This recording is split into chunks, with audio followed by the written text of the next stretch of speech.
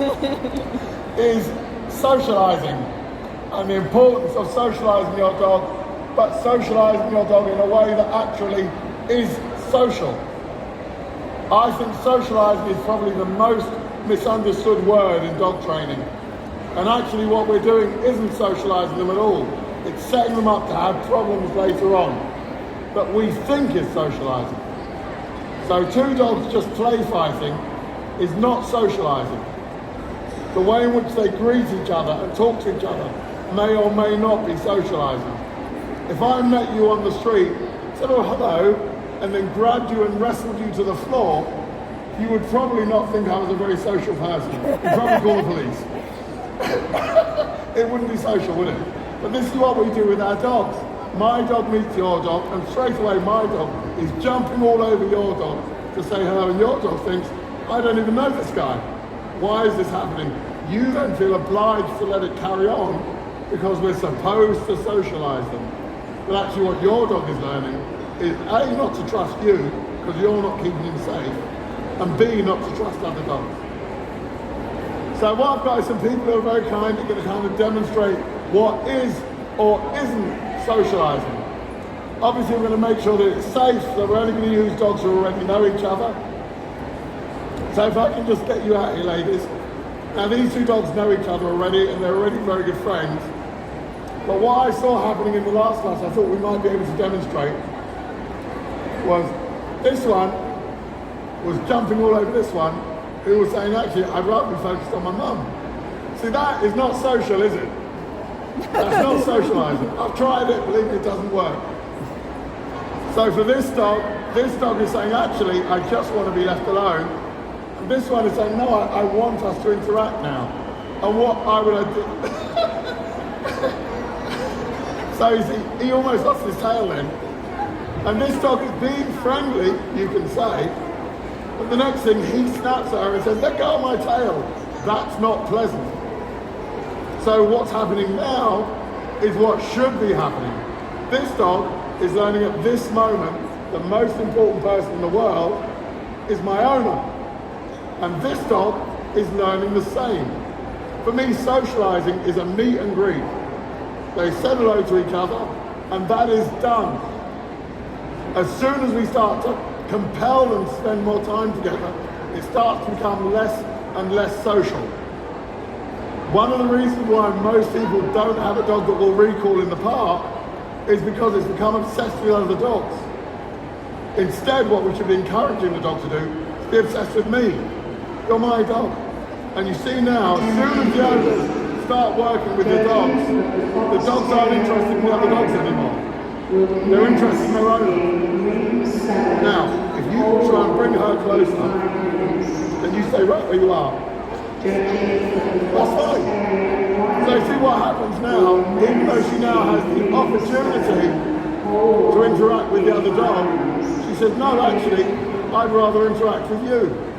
She's done her socialising, as has he, and now they're focusing on each other. Do you see the difference that the owners have created in the behaviour of the dogs? Thank you very much, ladies. That was just what I wanted. Perfect. So we are responsible for whether or not we end up with a socialised dog or an overstimulated, over-socialised dog that doesn't know how to behave appropriately. So how then do we socialise our dog? Well, when I take my dog to the park, as I say, as much of the time as possible, I want him to be focused on me. I don't want him to be focused on anybody else.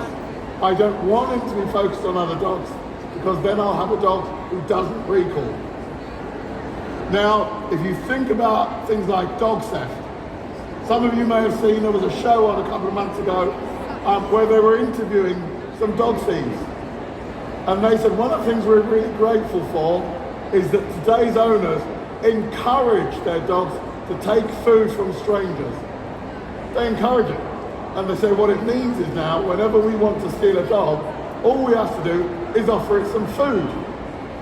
So they said they wait in the bushes, they watch you walk past with your dog, they sit in the bushes with some food, they encourage the dog to come into the bushes with the food, they then grab the dog, go out the other side. By the time you even realise your dog is missing, they're gone.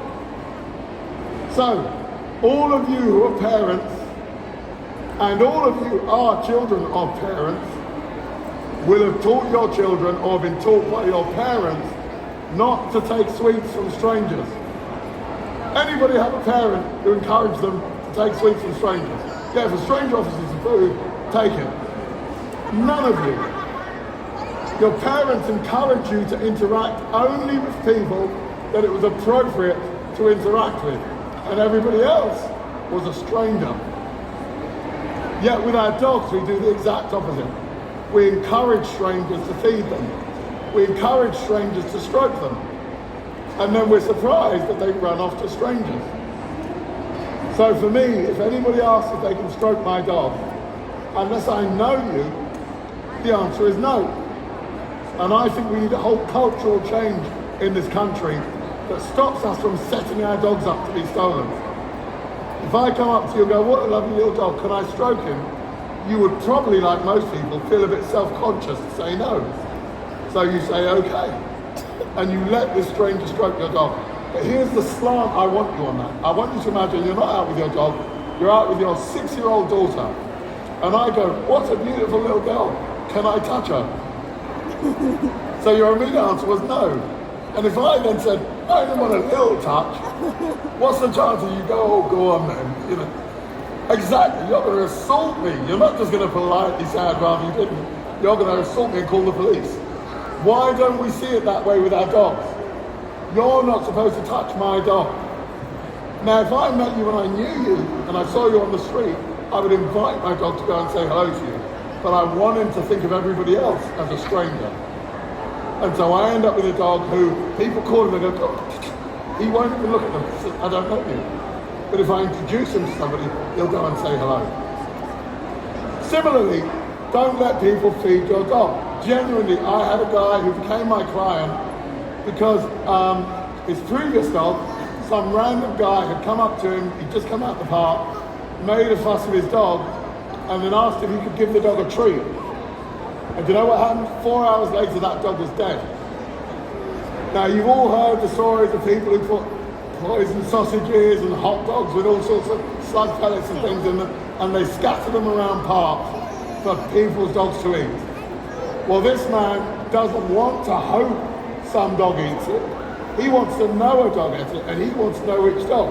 He wants to picture your dog dead in 4 hours. So he feeds it to your dog. And because we let strangers feed our dogs, of course the dog takes it. And 4 hours later, you've lost your dog. Now, as far as I know, that man has never been caught. So he's out there feeding dogs, and what happens is we assume this will only happen to other people and their dogs, not to ours. So I don't let anybody else give my dog food, because I don't want to condition my dog to believe he should take sweets from strangers. We protect our children from these things all the time. Why is it we don't protect our dogs? Why will we teach our children not to talk to strangers, take food from strangers, but allow our dog to interact with strangers even if we don't want them to? Now, one of the things I deal with a lot, and I've had several people come up and ask me what to do about it today. I'm in the park with my dog. Your dog comes running over to say hello. And I say, excuse me, can you call your dog away, please? And you say, oh, it's all right, he's just being friendly. I didn't ask if he was friendly. I asked you to call your dog away. And people will then say to me, well, if your dog has a problem with other dogs running up to him, don't bring him to the park. Now, I want you to imagine a scenario where you've got a lovely young family there, you're out with your family in the park, enjoying yourself, and I look over and I think, that looks like really good fun. So I come over and say, can I have some of your picnic? And can I join you? You look like really nice, interesting people. Would you have a problem with saying no? Tell me where you live. I'm coming to your house. She said she'd share the picnic. Is that because I'm 6'1" and looking a little intimidating? We would have no problem with saying, I don't know you. You can't join my group because I don't know you. Why don't we protect our dog in the same scenario? So if somebody's dog comes running over to my dog that I didn't want my dog to interact with, or my dog says I don't want to interact with, I say, excuse me, can you get hold of your dog, please? And the owner says, oh, it's all right, it's perfectly friendly. I said, no, don't ask me it's friendly, can you get your dog away, please? I want to focus on my dog. And if they're too slow to do that, I'll get hold of it and I'll take it back to them. There's your dog back. Usually you find the only people who object are people who can't control their dog anyway. So rather than get it, they justify it by saying he's just being friendly. If you're one of those people, please stop doing it. What happens is my dog then eventually says, I've had enough of this, and for argument's sake, he then has a go at your dog. The only reason he had a go at your dog was because your dog wouldn't leave him alone. What you've done is you've undermined the relationship between the owner and their dog, because their dog has learned he or she won't protect me. I have to have a go at the other dog in order to make it go away. And what you're doing is creating dogs who aggress towards other dogs just to get some peace. So if you can't let your dog off and reliably call it, don't let it off until you can. We each have a moral obligation